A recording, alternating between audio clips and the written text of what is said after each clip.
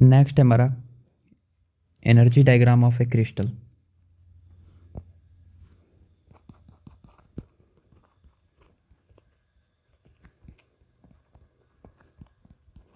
Energy diagram of A crystal कि crystal के लिए जो है एनर्जी डायग्राम कैसे होगा।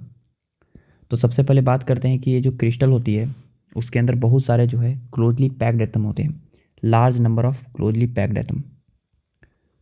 Large number of closely packed atom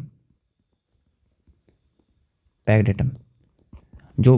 large number of closely packed atom का मतलब ये होता है कि बहुत नज़दीक नज़दीक जो है एटम्स पाए जाते हैं।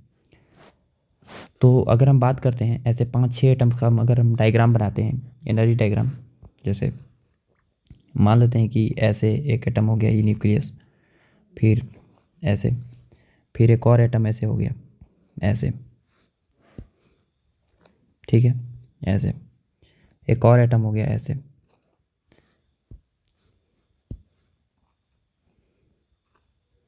ठीक है, एक और एटम हो गया ऐसे। तो अगर हम 4 एटम का बनाने के लिए दिखाएं तो आपको, तो ऐसे 4 एटम ऐसे अरेंज होते हैं। तो अगर बात करते हैं कि इस तरह के, अगर हम आउटर मोस्ट जो लेयर होगा क्या होगा, आउटर मोस्ट सेल ओवरलैप करेगा इस 4 एटम्स का, क्योंकि हमको पता है कि आउटर मोस्ट सेल जो होते हैं क्या हो जाते हैं, ऐसे ओवरलैप कर जाते हैं, इस तरह से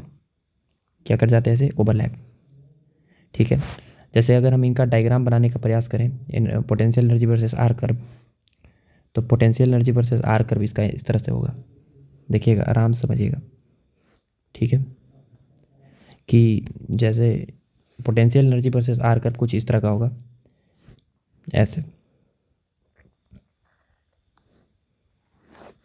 ठीक है, ऐसे,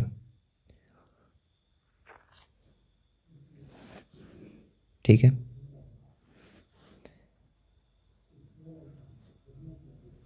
ऐसे potential energy versus R curve उनका इस तरह का होगा। अब बात करते हैं कि देखिए ये जो ओवरलैपिंग रीजन है, इस ओवरलैपिंग रीजन के अंदर जितने भी इलेक्ट्रॉन्स होंगे, इस ओवरलैपिंग रीजन के अंदर ये जो रीजन है ओवरलैप किया, इस रीजन के अंदर जितने भी इलेक्ट्रॉन्स होंगे, वह इलेक्ट्रॉन जो होंगे उस सभी इलेक्ट्रॉन के एटम्स के इन्फ्लुएंस में होंगे, सभी एटम्स के इन्फ्लुएंस में होंगे, सभी एटम्स के न्यूक्लियस के इन्फ्लुएंस में होंगे।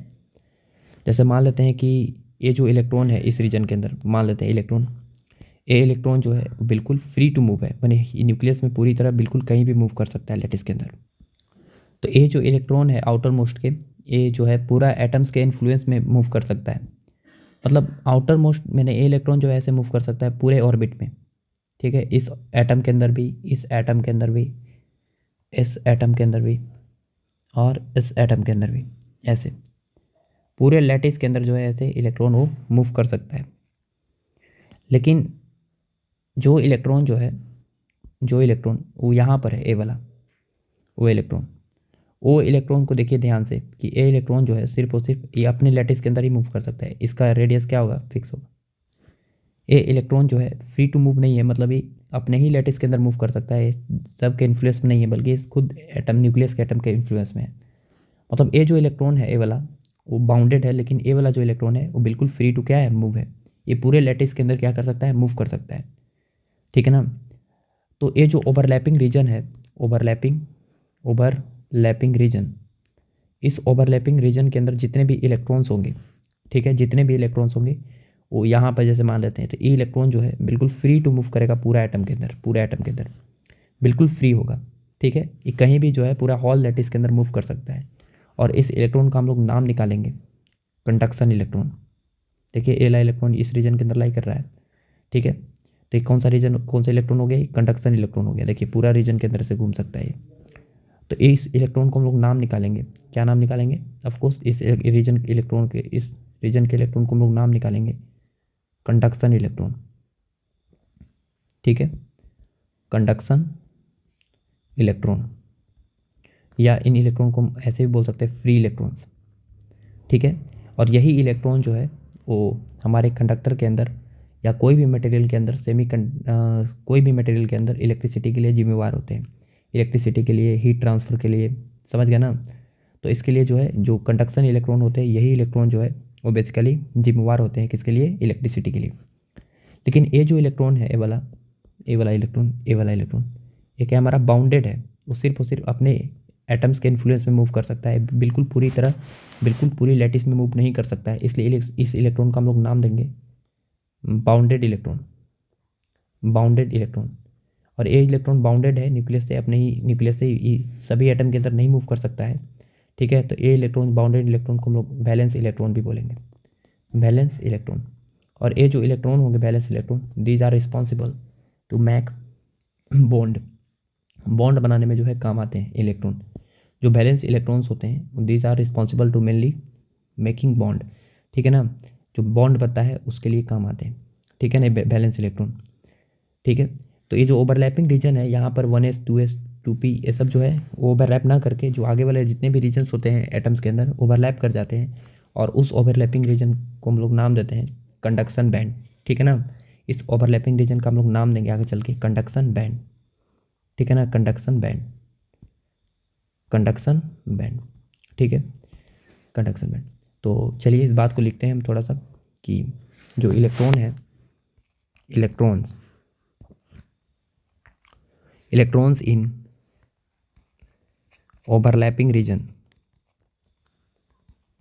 electrons in overlapping region of orbitals in lattice structure are free to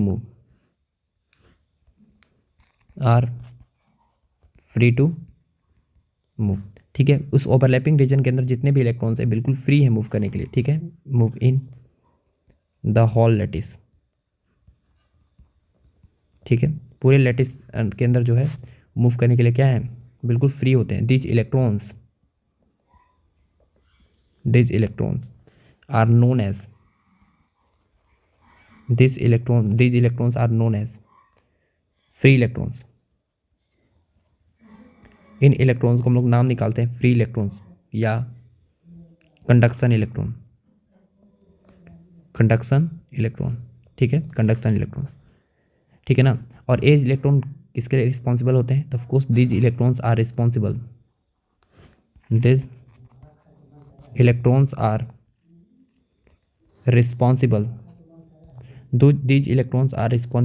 for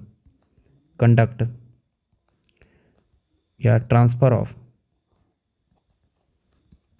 charge, या ऐसे बोल सकते हैं चार्ज बोल दीजिए या हीट बोल दीजिए, हीट एंड इलेक्ट्रिसिटी,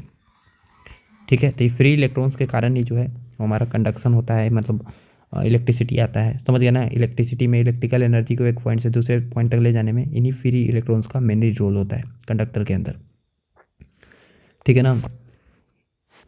जो इलेक्ट्रॉन जो है इनर सेल में पाए जाते हैं, ये जो आउटर मोस्ट सेल में थे, आउटर मोस्ट ऑर्बिटल्स के अंदर जो इलेक्ट्रॉन थे वो बिल्कुल फ्री टू मूव थे, लेकिन इनर सेल के अंदर जो इलेक्ट्रॉन होते हैं वो फ्री टू मूव नहीं होते हैं, उनको लोग नाम निकाले थे bounded electron, these are bounded electron या वैलेंस इलेक्ट्रॉन। तो उस बात को लिखिए थोड़ा सा कि इलेक्ट्रॉन्स इन इनर रीजन या inner shells are known as bounded electrons या वैलेंस इलेक्ट्रॉन्स, ठीक है, नोन एज बाउंडेड इलेक्ट्रॉन या वैलेंस इलेक्ट्रॉन्स, ठीक है ना। और ये जो इलेक्ट्रॉन्स होंगे बेसिकली ये किसी भी चीज़ के लिए जिम्मेवार नहीं होंगे, these are mainly responsible to make bond, ठीक है, मेक बॉन्ड बनाने में जो है काम आएंगे। चलिए आगे चलते हैं।